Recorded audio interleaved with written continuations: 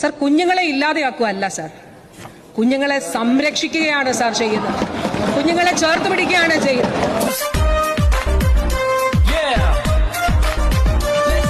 Sir, കുഞ്ഞുങ്ങളെ ഇല്ലാതെയാക്കുകയല്ല sir, കുഞ്ഞുങ്ങളെ സംരക്ഷിക്കുകയാണ് sir ചെയ്യുന്നത്. കുഞ്ഞുങ്ങളെ ചേർത്ത് പിടിക്കുകയാണ് ചെയ്യുന്നത്.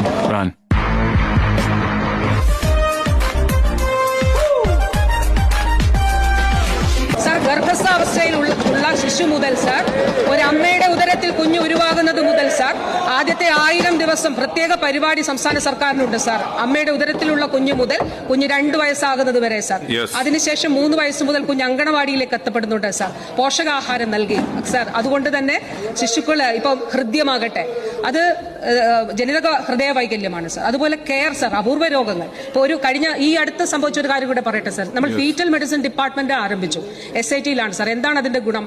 അമ്മയുടെ ഗർഭാവസ്ഥയിലുള്ള കുഞ്ഞിന്റെ ഏതെങ്കിലും തരത്തിലുള്ള പ്രശ്നങ്ങൾ ഉണ്ടെങ്കിൽ അത് അവിടെ തന്നെ ഐഡന്റിഫൈ ചെയ്യുകയും കുഞ്ഞ് ജനിക്കുമ്പോൾ തന്നെ ആ കുഞ്ഞിന് ആവശ്യമായിട്ടുള്ള ട്രീറ്റ്മെന്റ് കൊടുക്കുന്നതിന് സാധിക്കുകയും ചെയ്തു സാർ. അത് നമ്മൾ ആരംഭിച്ചു.